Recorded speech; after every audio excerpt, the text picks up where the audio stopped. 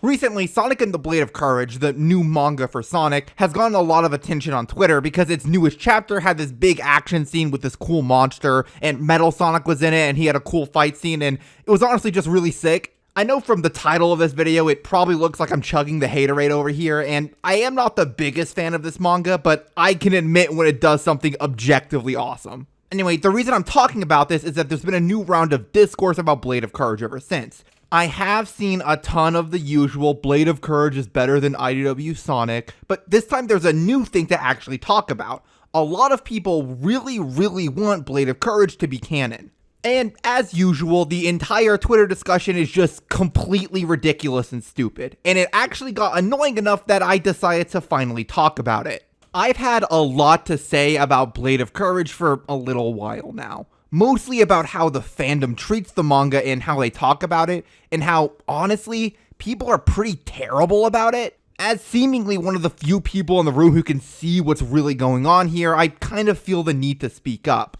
Sonic and the Blade of Courage is being horribly mistreated by quite a lot of the Sonic community. Now, I know what you're thinking. How can you say that if you're claiming that people need to stop glazing Blade of Courage? But that's the thing, a lot of the glaze for Blade of Courage isn't about the actual manga, it feels like. It's more about what the manga represents to these people. The thing is, until like this most recent chapter, I have seen basically nobody talk about Blade of Courage outside of the context of comparing it to IDW Sonic and saying that IDW sucks. Furthermore, I have seen no fan art of the new characters, no fanfic for it, no character analyses on YouTube, nothing. Now, I know I don't spend that much time on social media, so my experiences with this are somewhat limited, and comparing a relatively new manga to a comic that's been running for years at this point isn't exactly fair. You would expect to see a lot more fan art for Tangle and Whisper and whatnot than you would of Yuta and Metzli, but I think this discrepancy does still exist for a reason. Simply put, I don't think that a lot of quote-unquote fans of Blade of Courage actually care about the material.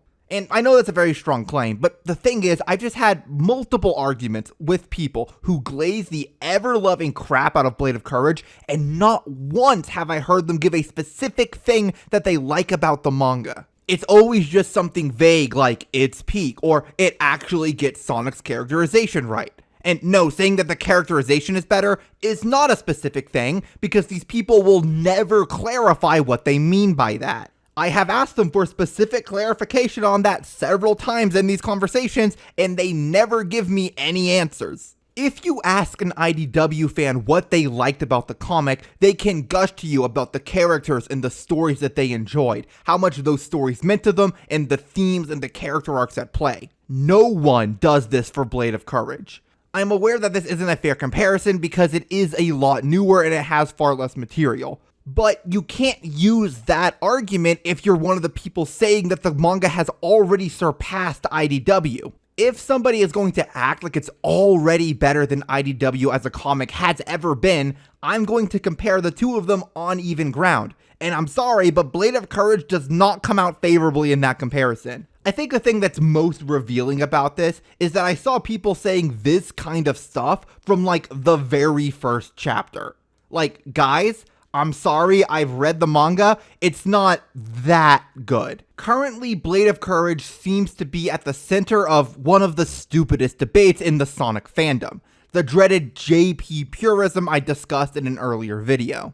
The entire thing reeks of Thing Japan. No matter how much I look for a real substantial argument about the quality of the manga or even just discussion of its material, I barely find anything. I found like one Twitter thread that talks about the manga in anything approaching a critical way, and I've never been able to have a meaningful discussion about it with any of its fans. Now, I know the reaction that a lot of people in the audience are going to have. You're going to say that everything I've said up to this point does not apply to you and your interest in the comic. You love the manga, and you can tell me why it's good for very specific reasons. It has nothing to do with where it came from. It only has to do with the quality of the material itself. And if that is your reaction, that's awesome.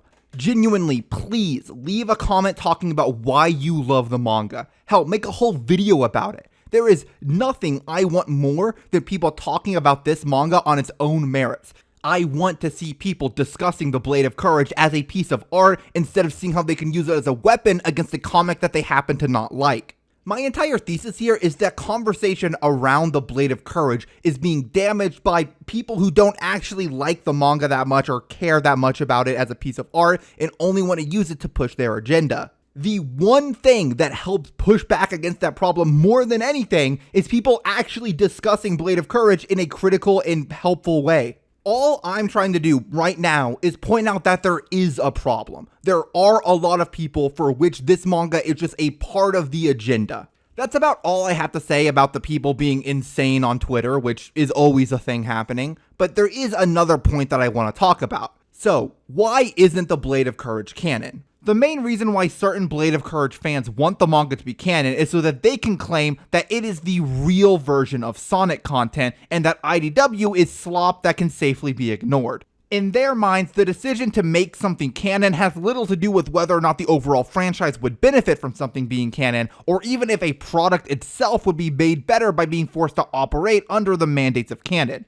Instead, it's being treated as if canonicity is a status symbol. Something is more or less deserving of being canon based solely on its quality from their perspective.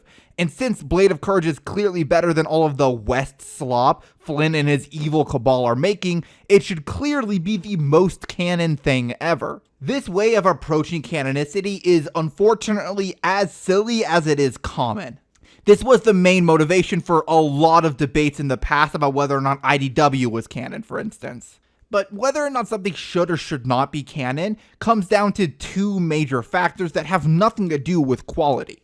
One, does the franchise benefit from something being canonized? And two, does the work itself benefit from being canonized? For a good example of when something should not be made canon under these criteria, look at the Sonic movies. These movies had to introduce these characters and the world to what are assumed to be new audiences, and had to have mass appeal to make up for their enormous budgets. They were attempting to break into a new market, unlike the video games which are being sold to old fans. And no, you cannot necessarily count on those same old fans to go and watch the movies. On top of that, being canon would mean the movies would have to conform to a ton of extra rules or canon events, or would have to retcon them completely, both of which would be huge headaches for the writers. The movies being made non-canon gave them a ton of room to breathe and be their own thing, which they really needed in order to make sure that they could be successful. To take a look at the other side of the coin, Tales Tube exists pretty much explicitly to fill us in on blanks in old canon left by all the heavy retcons during the 2010s. Here, the franchise itself is benefiting greatly from something being canon, specifically because it allows the creatives behind Sonic to clarify long-standing questions that the fanbase has had. Comparing this to Blade of Courage, we can see that overall, this manga being made canon is ultimately kind of pointless. There's nothing that's been introduced in Blade of Courage that's all that earth-shattering in terms of story so far. We lose the ability to bring back some of the lore introduced, and we can't use characters like Yuta or Metzli again, but in return, Blade of Courage is free to do what it wants and tell its story the way that it wants to. This is honestly a huge boon. I mean, think about it. If Blade of Courage was canon, we'd have to ask how this ancient entity that turns things to crystal and Metzli civilization and everything else factors into what we already know about canon. When did they live? Were they destroyed by chaos, by Emerald? Are they connected to the Gaia civilizations? I'm not sure how these questions would be answered, or if they would at all, but these questions are a complete non-issue thanks to Blade of Courage's non-canonicity. Now, I don't know exactly what the differences between the restrictions for canon and non-canon material are, but you can bet that non-canon material has a much wider berth for what it can get away with. Some IDW fans have even said that they wish the comic wasn't canon at certain points for exactly this reason. Being canon to a franchise as massive as Sonic is just as much a burden as it is a help, and I think that considering how self-contained and relatively low stakes Blade of Courage is, it makes a lot of sense for it to be a non-canon spin-off. Of course, this won't satisfy some fans. Specifically, those who are adamant that IDW shouldn't be canon because insert insane reasons here. Some people feel like it's simply unfair that something they view as less worthy and of lower quality than Blade of Courage gets to be canon, whilst it does not, especially since it's made by, Western writers and artists, and not a sugoi Japanese mangaka. This obviously isn't the perspective of all Blade of Courage fans. A lot of them just like the manga and wish it was canon because they want the manga they like to be canon. But I have seen this particular sentiment around, saying that it's unfair that Blade of Courage isn't canon because it's better than IDW, which is. So beyond pointing out the fact that quality has very little to do with whether or not something should be canon on its own, IDW Sonic actually has a lot of reasons why its canonicity makes sense. What I'm about to say is going to ruffle some feathers, but these are facts that need to be stated. Sonic is more popular in the West than he is in Japan, and that audience likes the way he's been portrayed by Western writers and artists. That's why they brought Pontac and Graf in for the 2010s and kept them around for so long, and that's why Flynn has been given the reins to larger products over time. Additionally, the English-speaking fanbase is a lot more dedicated to Sonic, specifically to its story and its continuity.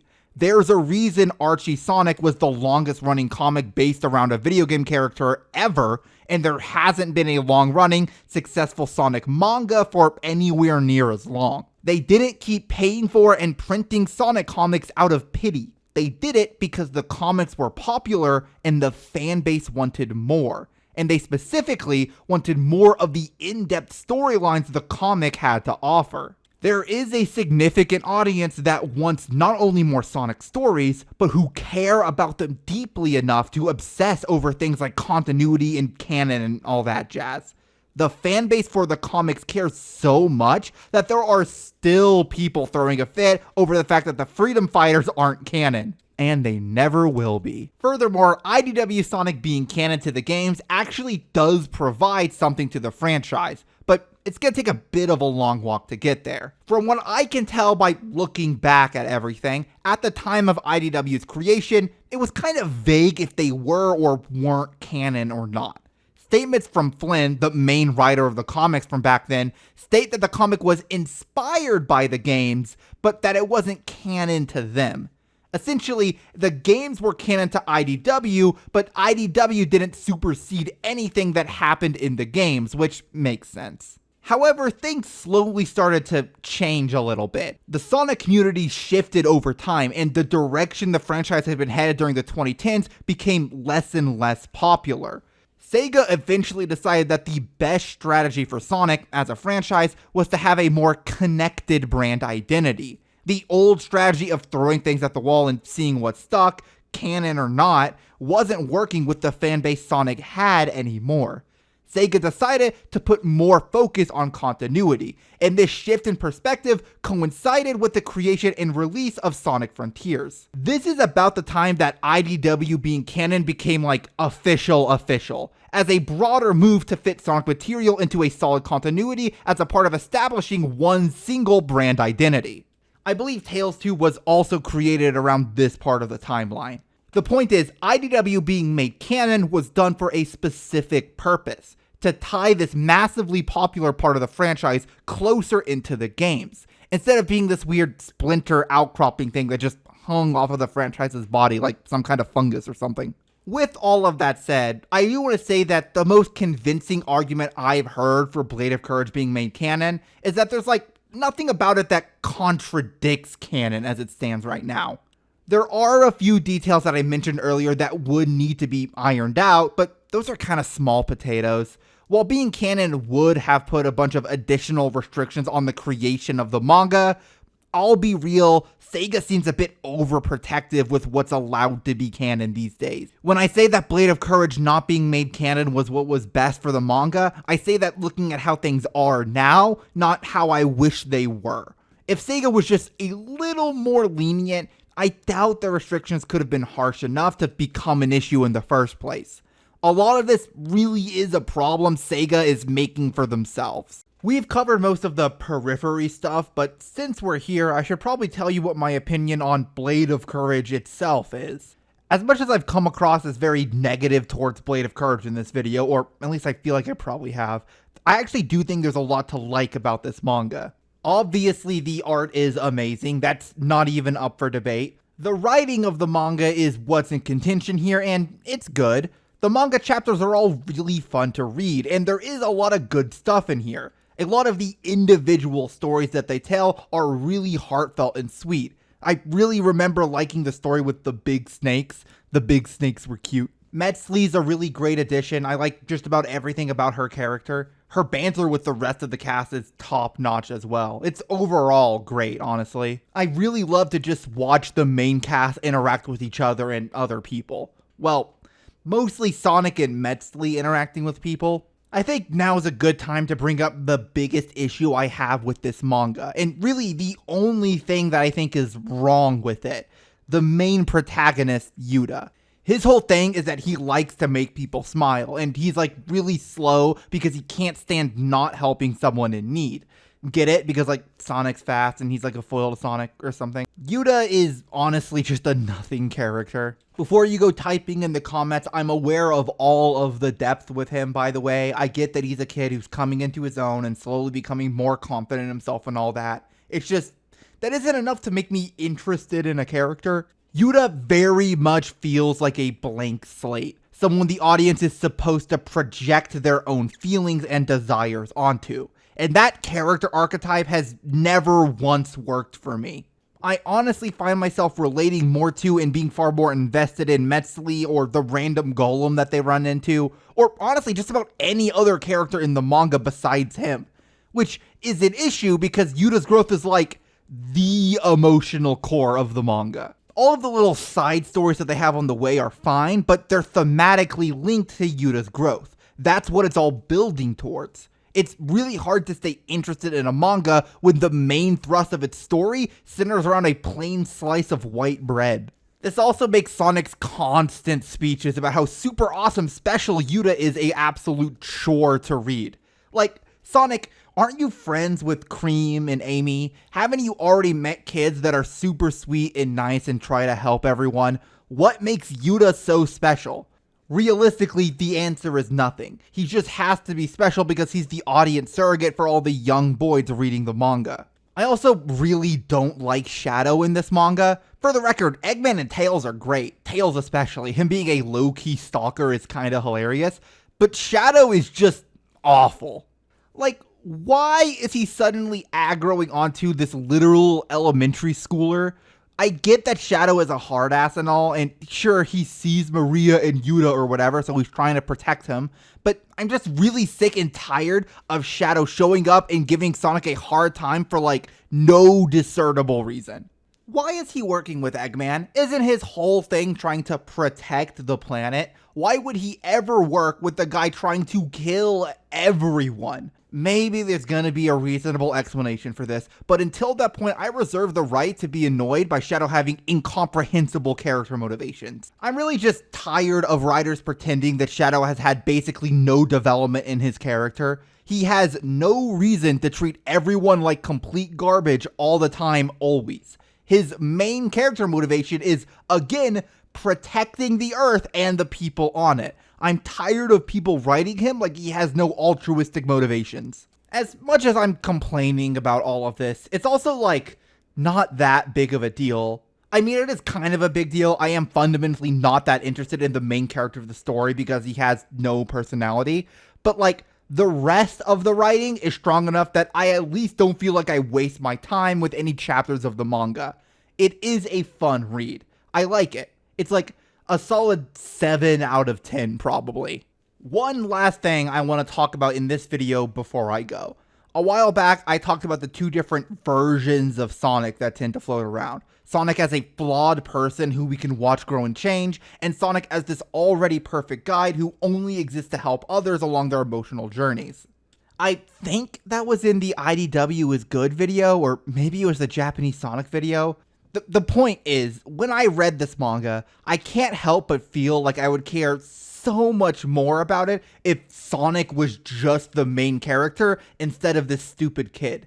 Give him a story, give him an arc. Let me read a manga about Sonic and not about whoever Sonic is next to for this story. This is the issue I have with interpreting Sonic as this guide with nothing to learn in stories. If we accept that Sonic isn't supposed to have arcs, then every story with Sonic in it has to have another character who does have an arc, who's the actual main character of the story. Not only does this demote Sonic from the role of MC to basically a sidekick, but it also means that if you can't come up with a new character that instantly hooks people, then your story will just fail. Other franchises don't have this problem. If you make a Superman or Batman story and you get them right, the rest of the story will probably work fine. But even though Sonic is written perfectly fine in this manga, his presence alone isn't enough to make the manga exciting for me, despite what an incredible character Sonic is. The point I'm making here is that if we write Sonic like a normal character, we can rely on him to carry stories. But if we use this weird, completely flawless Sonic that JP purists love to bandy about, and don't tell me that he's not flawless because they refuse to engage with stories that test Sonic's flaws, then we can't rely on Sonic to carry any story that he's in. There's a reason why so many writers go down the road of making Sonic a more flawed, three-dimensional character when they get a hold of him. It's not because they don't understand Sonic as a character, it's because they want to bank their story on the world-famous character that their audience already cares about, instead of basing it around a new character that the audience has never met before. Alright, and that's the end of the video. So I have a lot of stuff to explain. I know it's been a long time since I posted anything. I am working on something. I have a whole what if recorded already. I'm waiting on some stuff to be able to edit it. Hopefully that'll be done by the end of this week. If not, I'll make do. It's been taking longer than I even wanted it to because I just had so much stuff going on. I just finished moving. It's my second week in a new town and everything. A lot of stressful stuff going on with that. I can't even get into all of it, but hopefully I'll have more content for you guys in a more reasonable amount of time. And I guess all that's left to do now is the ad read. If you like this video, like, comment, subscribe, all that good stuff. Also, if you really want to support me, you can become a member. It's super helpful. And I shout out the names of every single member to my channel at the end of every single video. And you get my videos a whole day early. So, yeah, become a member. With that said, huge shoutouts to Elric111, Agent B7, Joseph Florian, GB484, Atria5506, Nicholas Goslin, Noble Samurai, Catmat, Bladed Fox 14, and Shredding Pixels. And that'll be it. Have a great day, everybody.